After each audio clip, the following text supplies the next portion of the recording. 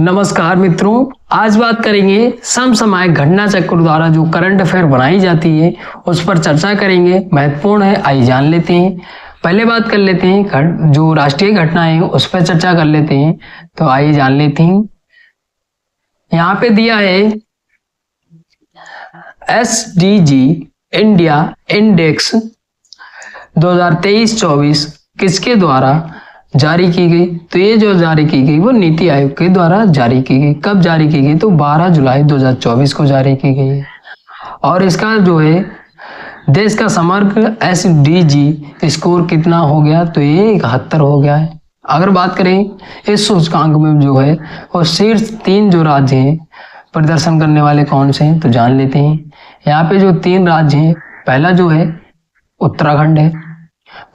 उत्तराखंड है, केरल है, तमिलनाडु है। फिर अगर बात करें सबसे खराब जो प्रदर्शन किन राज्यों ने रहा है, किसका रहा है, तो ये बिहार का रहा है, झारखंड का, नागालैंड का। फिर बात करें इस सूचकांक में जो है शीर्ष स्थान जो है केंद्र शासित प्रदेशों में कौन सा रहा है, किसका रहा है, तो ये जो है चंडीगढ़ का रहा है।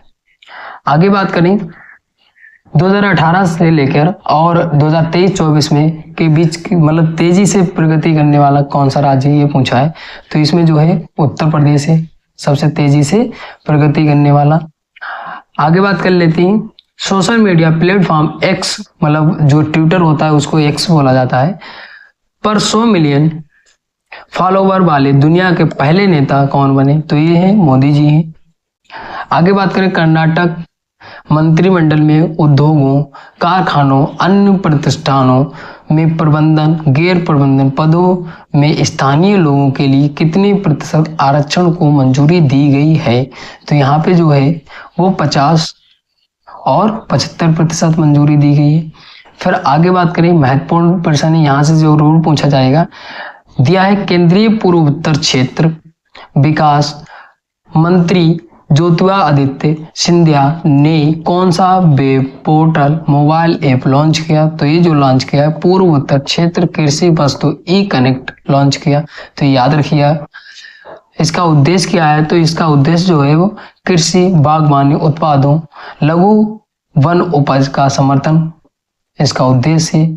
आगे बात करें भारत को इलेक्ट्रॉनिक वाहन प्रौद्योगिकी में विश्व में अग्रणी बनाने के लिए कौन सी रिपोर्ट जारी की गई? तो ये कौन सी रिपोर्ट जारी की गई है?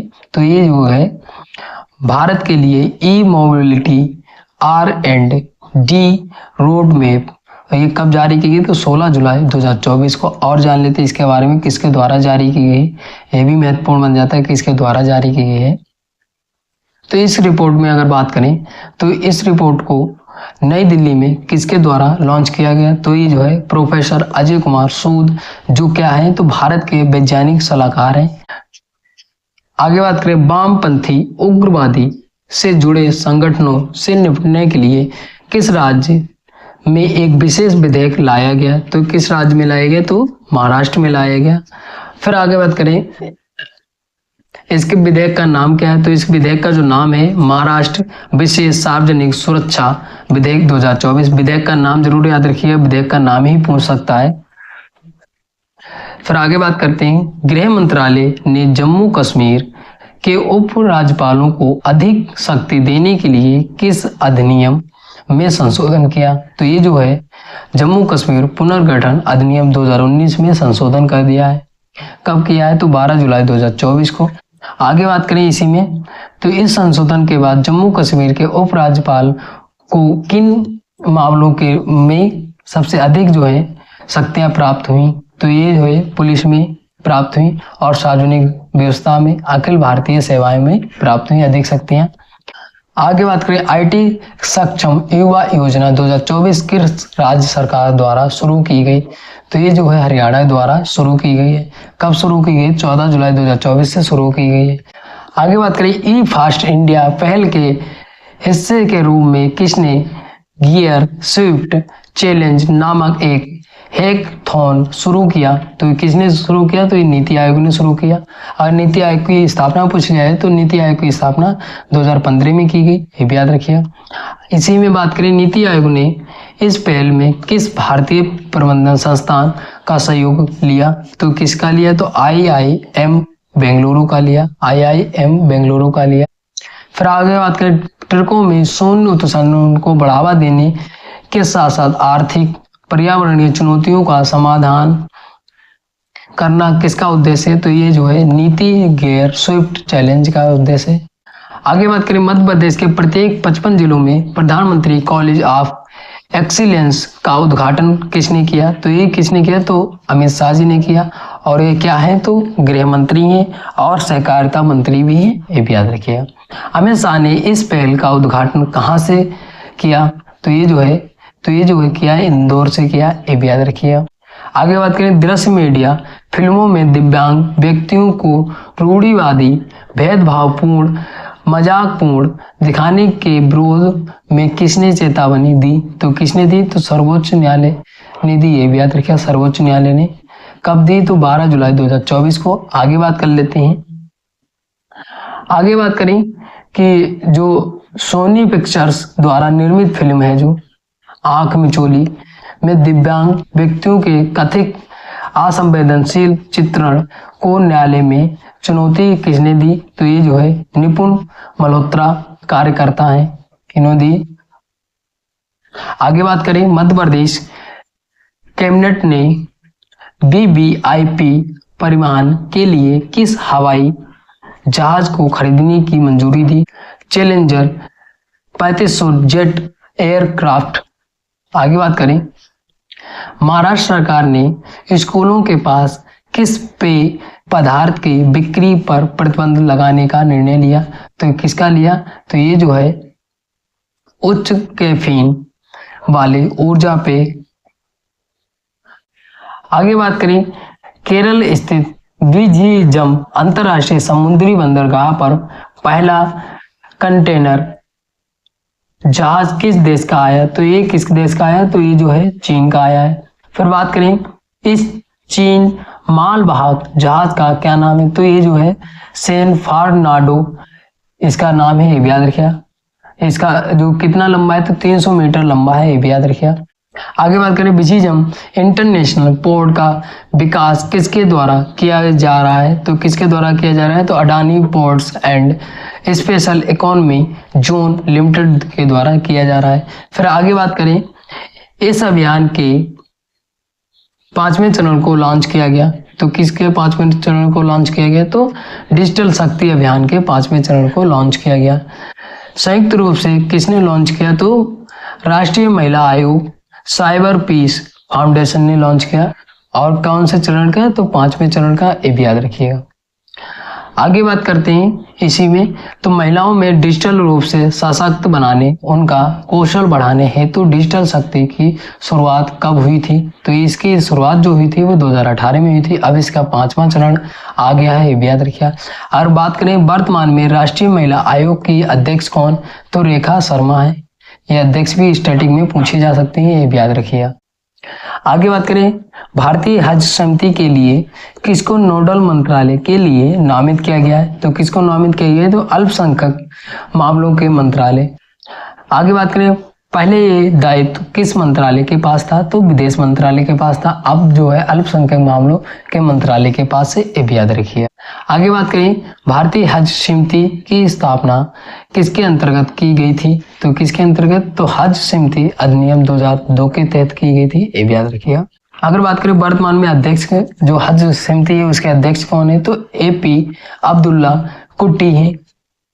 आगे बात करें, उत्तर प्रदेश सरकार ने राज्य पर्यटन को बढ़ावा देने के लिए किसके साथ समझौते पर हस्ताक्षर किए? तो मेक माई ट्रिप के साथ हस्ताक्षर किए, याद रखिएगा। आगे बात करें, विश्व के सबसे बड़े रामायण मंदिर के निर्माण का दूसरा चरण कहाँ शुरू हुआ? तो ये जो शुरू हुआ है वो पूर्वी चंपारण बिहार में शुरू हुआ है। आगे बात करें, इस मंदिर का नाम क्या तो इस मंदिर का नाम जो होगा विराट रामायण मंदिर नाम होगा इसका, ये भी याद रखिएगा। आगे बात करें इसका क्षेत्रफल कितना होगा, तो क्षेत्रफल जो होगा वो 3,76,000 वर्ग फीट होगा, ये भी याद रखिएगा। फिर बात करें ये इसकी शैली जो है नागर शैली होगी, ये भी याद रखिएगा। 3 शैलियों में जो है मंदिर बनाए जाते हैं, ये भी याद रखिएगा। नागर शैली, द्रविड़ शैली और बैसर शैली। तो नागर शैली में बनाया जाएगा, ये भी याद रखिएगा। आगे बात करें इस मंदिर में कुल कितने शिखर बनाए जाएंगे, तो 12 शिखर बनाए जाएंगे, ये भी याद रखिएगा। आगे बात करते हैं 15वां कृषि नेतृत्व सम्मेलन कहाँ आयोजित किया गया, तो ये जो आयोजित किया गया है वो नई दिल्ली में आयोजित किया गया। सम्मेलन से 100% एक प्रश्न पूछा जाता है। तो बात करें कब से कब तक आयोजित किया गया, तो 10 से 11 जुलाई 2024 के बीच आयोजित किया गया। इस सम्मेलन में किस राज्य को बागवानी में सर्वश्रेष्ठ घोषित किया गया, तो नागालैंड को घोषित किया गया, ये भी याद रखिएगा। आगे बात करें नागालैंड ने किन 3 फसलों के लिए जीआई टैग प्राप्त किया, तो किसके फसलों के प्राप्त किया, तो नागा मिर्चा, नागा ट्री टमाटर, नागा स्वीट खीरा, तो ये इसके लिए जीआई टैग मिला है, ये भी याद रखिएगा। आगे बात करें कृषि नेतृत्व पुरस्कार की शुरुआत कब हुई थी, तो 2008 में हुई थी, ये भी याद रखिएगा। आगे बात करें किस शहर में मत्स्य पालन ग्रीष्मकालीन सम्मेलन 2024 का आयोजन हुआ, तो किस में हुआ, तो ये मदुरई तमिलनाडु में हुआ। कब हुआ, तो 12 जुलाई 2024 को हुआ, ये भी याद रखिएगा। इसका आयोजन किसने किया, तो किसने किया, तो मत्स्य पालन विभाग भारत सरकार ने किया, ये भी याद रखिएगा। आगे बात करें पर्यटन पोत परिवहन जल मार्ग मंत्रालय अपने तट से जहाज तक किसके विस्तार की योजना बना रहा है, तो ये जो है विद्युत इंफ्रास्ट्रक्चर की योजना बना रहा है। इसका उद्देश्य क्या होगा, तो इसका उद्देश्य जो होगा वो जहाज वर्त पर होने पर डीजल के बजाय बिजली से भी चलाना, तो इसका उद्देश्य मतलब बिजली से भी चलाया जा सकता है। आगे बात करें भारत सरकार ने राष्ट्रीय मानवाधिकार ने किस समस्या पर राज्य सरकारों केंद्र शासित प्रदेशों को एडवाइजरी जारी की, तो ये जो है भिक्षावृत्ति होगा। आगे बात करते हैं तलाकशुदा मुस्लिम महिलाओं को किसने अपने पति से गुजारा भत्ता मांगने का फैसला सुनाया, तो ये जो है वो सर्वोच्च न्यायालय ने सुनाया। आगे बात करें सुप्रीम कोर्ट ने किसको पश्चिम बंगाल में कुलपतियों के लिए खोज चेन समिति का प्रमुख नियुक्त किया, तो ये जो है किसको नियुक्त किया, तो यू ललित। आगे बात करें किस राज्य में छात्रों को 60 किलोमीटर से बढ़ाकर 150 किलोमीटर तक बस पास की सुविधा प्रदान की, तो किसने की, तो ये हरियाणा ने की, ये भी याद रखिए 9 जुलाई 2024 को। आगे बात करते हैं अंतर्राष्ट्रीय घटनाओं पर चर्चा कर लेते हैं। तो यहाँ पे अंतर्राष्ट्रीय घटनाओं में दिया है भारत सरकार ने फिलिस्तीन शरणार्थियों के लिए कितने डॉलर की पहली किस्त भेजी, तो कितने डॉलर की भेजी, तो ये जो है 2.5 मिलियन अमेरिकी डॉलर की किस्त भेजी, ये भी याद रखिए 16 जुलाई 2024 को। आगे बात करें ये भुगतान वर्ष 2024-25 के लिए भारत ने कितने मिलियन अमेरिकी डॉलर के वार्षिक योगदान का हिस्सा है, तो ये 5 मिलियन अमेरिकी डॉलर है, ये भी याद रखिएगा। आगे बात करें फिलिस्तीन शरणार्थियों के लिए भारत ने किसको वित्तीय सहायता प्रदान की, तो ये जो है किसको प्रदान की, तो ये जो है संयुक्त राष्ट्र राहत कार्य एजेंसी को प्रदान की, ये भी याद रखिएगा। आगे बात करें फिलिस्तीन शरणार्थियों के लिए संयुक्त राष्ट्र राहत कार्य एजेंसी की स्थापना कब हुई थी, तो ये जो हुई थी वो 1949 में हुई थी, 1949 में हुई थी। फिर बात करें फिलिस्तीन शरणार्थियों के लिए संयुक्त राष्ट्र राहत कार्य एजेंसी का मुख्यालय कहाँ है, तो ये जो है अम्मान में है। ये कहाँ है, तो जॉर्डन गाजा पट्टी। आगे बात करें यूरोपियन संसद के अध्यक्ष के रूप में दूसरे कार्यकाल के लिए चुनी जाने वाली पहली महिला कौन बनी, ये जो बनी है रॉबर्टा मेटसोला बनी है। और जो है इनका कार्यकाल कितना होगा, तो ये जो है 2 वर्ष 6 माह का कार्यकाल होगा, ये भी याद रखिएगा। आगे बात करें किस देश द्वारा 35 यूरोपियन देशों के लिए वीजा मुक्त नीति की शुरुआत की जाएगी, तो ये जो है बेलारूस के द्वारा की जाएगी, आप जो बेलारूस के द्वारा। फिर आगे बात करें बिना वीजा के इन देशों के नागरिक कितने दिनों तक बेलारूस में प्रवास कर सकेंगे। तो ये जो है 30 दिन तक ये है प्रवास जो है रह सकेंगे, मतलब कुल मिला के। तो आगे बात करें, विदेश मंत्री एस जयशंकर ने किस देश में भारत के पहले विदेशी जन औषधि केंद्र का उद्घाटन किया? तो ये कहाँ किया? तो ये जो है मॉरिशस में किया। कहाँ किया? तो मॉरिशस में किया। कब किया? तो 17 जुलाई 2024 को किया। ये भी याद रखिए। आगे बात करें, अमेरिका के किस पूर्व राष्ट्रपति पर पेंसिल्वेनिया में एक चुनावी रैली के दौरान जानलेवा हमला किया गया? तो डोनाल्ड ट्रंप पे किया गया। ये भी याद रखिएगा। आगे बात करें, भारत ने 4 समुदाय विकास परियोजनाओं के क्रियान्वयन के लिए किसके साथ एक समझौते पर हस्ताक्षर किए? तो ये जो है मार्शल द्वीप समूह के साथ किए। आगे बात करें, ये परियोजनाएं भारत प्रांत द्वीप सहयोग मंच के किस सम्मेलन के अनुरूप है? तो ये है 3रा शिखर सम्मेलन। आगे बात करें, मार्शल द्वीप समूह की राजधानी क्या है? ये जो है माद्रू। आगे बात करें, विदेश मंत्री एस जयशंकर ने कहा भारत मॉरिशस मैत्री उद्यान का उद्घाटन किया? तो कहाँ किया? तो ये है पोर्ट लुइस में किया, राजधानी है। ये याद रखिए। आगे बात करें, अमेरिका के पूर्व राष्ट्रपति डोनाल्ड ट्रंप ने किस प्रोजेक्ट से खुद को अलग कर दिया? तो ये है प्रोजेक्ट 2025। प्रोजेक्ट 2025 का पूर्ण रूप क्या है? तो पूर्ण रूप जो है 2025 प्रेसिडेंशियल ट्रांजिशन प्रोजेक्ट। आगे बात करें, प्रोजेक्ट 2025 क्या है? तो प्रोजेक्ट 2025 जो है वो यूएसए की संघीय सरकार को मजबूत करने के लिए रूढ़िवादी दक्षिणपंथी नीतियों को बढ़ावा। आगे बात करें, अंतरराष्ट्रीय समुद्री संगठन की परिषद के 132वें सत्र का आयोजन कहाँ हुआ? तो ये जो कहाँ हुआ? तो ये जो है लंदन यूके में हुआ। कब से कब तक? तो 8 से 12 जुलाई 2024 के बीच हुआ। फिर बात करें आगे, बिम्स्टेक विदेश मंत्रियों की दूसरी बैठक का आयोजन कहाँ हुआ? तो ये जो है नई दिल्ली में हुआ। कब से कब तक? 11 से 12 जुलाई 2024 के बीच हुआ। आगे बात कर लेते हैं, आगे जो दिया है, संयुक्त राष्ट्र की विश्व जनसंख्या संभावना रिपोर्ट के अनुसार भारत की जनसंख्या कब तक 1.7 बिलियन के चरम बिंदु पर होगी? तो ये जो है वो 2062 के बताया है, अनुमान है इसका, ये भी याद रखिए। आगे बात करें, यूएई ने अबू धाबी में किस भारतीय मूल के डॉक्टर के नाम पर एक सड़क का नाम रखा? तो ये है डॉक्टर का नाम जो है डॉक्टर जॉर्ज मैथ्यू। आगे बात करें, ये सम्मान किस परियोजना का हिस्सा है? तो ये जो है यूएई के दूरदर्शी लोगों का सम्मान स्मारक सड़कें, ये याद रखिएगा। आगे बात करें, भारत के किस पड़ोसी देश के प्रधानमंत्री ने संसद में अपना विश्वास मत खो दिया? तो ये है नेपाल के, याद रखें नेपाल के। आगे बात करें, नेपाल के किस प्रधानमंत्री की 1.5 साल पुरानी सरकार गिर गई? तो ये जो है पुष्प कमल दहल प्रचंड है। आगे बात करें, पुष्प दहल की सरकार किस गठबंधन सहयोगी द्वारा सरकार से समर्थन वापस लेने के बाद गिर गई? तो ये है नेपाल कम्युनिस्ट पार्टी। आगे बात करें, कोलंबो सोसाइटी कॉन्क्लेव में 5वें पूर्ण सदस्य देश के रूप में किस देश को शामिल किया गया? तो यह बांग्लादेश को शामिल किया गया, ये भी याद रखिएगा। आगे बात करें, बांग्लादेश को कोलंबो सोसाइटी कॉन्क्लेव में किस बैठक के दौरान आधिकारिक तौर पर शामिल किया गया? तो ये जो है बैठक थी 8वीं बैठक थी, उप राष्ट्रीय सुरक्षा सलाहकार स्तर की बैठक थी, ये भी याद रखिएगा।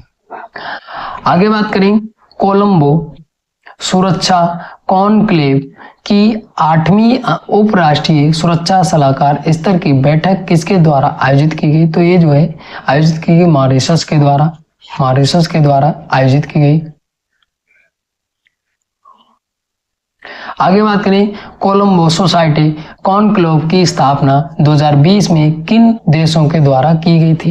तो ये जो है भारत, श्रीलंका, मालदीव के द्वारा की गई थी। आगे बात करें, इसका चौथा सदस्य कौन सा देश है? तो ये जो है मॉरिशस है। आगे बात कर लेते हैं।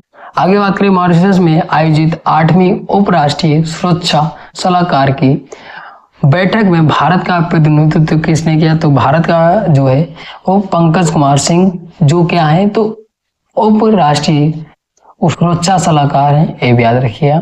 आगे बात करें किन देशों के मध्य त्रिपक्षीय फोकल पॉइंट्स बैठक का आयोजन किया गया? तो ये जो है वो भारत, फ्रांस, यूएई के। फिर बात करें 10वीं ब्रिक्स संसदीय मंच की बैठक का आयोजन कहाँ किया गया? तो ये जो है किया गया वो 11 से 12 जुलाई को किया गया। और ये कहाँ किया गया? तो सेंट पीटर्सबर्ग, रूस में किया गया। आगे बात करें संसदीय मंच की बैठक में भारतीय प्रतिनिधिमंडल का नेतृत्व किसके द्वारा किया गया? तो ये जो है ओम बिरला लोकसभा अध्यक्ष हैं। आगे बात करें फोरम का आयोजन किस थीम या विषय आधारित था? तो यहाँ पे जो था वो न्याय संगत वैश्विक विकास सुरक्षा के लिए बहुपक्षवाद को मजबूत करने में संसदों की भूमिका। आगे बात करें प्यू रिसर्च सेंटर की रिपोर्ट 2024 के अनुसार कितने देशों में अप्रवासियों के कारण जनसंख्या बढ़ गई? तो ये है जो 14 देशों में। फिर आगे बात करें रिसर्च सेंटर ने किन वर्षों के आंकड़े जारी किए? तो 2000 से लेकर 2020 तक के जारी किए, ये याद रखिएगा। आगे बात करें इन प्रमुख देशों में कौन से देश शामिल हैं? तो ये जो है यूएई शामिल है, इटली शामिल है, जर्मनी है, चेक रिपब्लिक शामिल है, ये भी याद रखिएगा। आगे बात करें भारतीय मूल की किस सांसद ने ब्रिटेन में भगवत गीता पर हाथ रखकर शपथ ली? तो ये जो है वो शिवानी राजा ने ली। आगे बात करें तो आगे दिया है पाकिस्तान के लाहौर उच्च न्यायालय की मुख्य न्यायाधीश के रूप में कार्यभार संभालने वाली पहली महिला न्यायाधीश कौन बनी? तो ये है आलिया नीलम है। आगे बात करें इसराइल के राष्ट्रीय हेलोक्राफ्ट संग्रहालय ने कहाँ एक नया संरक्षण केंद्र खोला? तो ये कहाँ खोला? तो जेरूसलम में खोला। आगे बात करें नरसंहार के पीड़ितों के लिए इसराइल का आधिकारिक स्मारक कौन है? तो ये है याद वासीम है।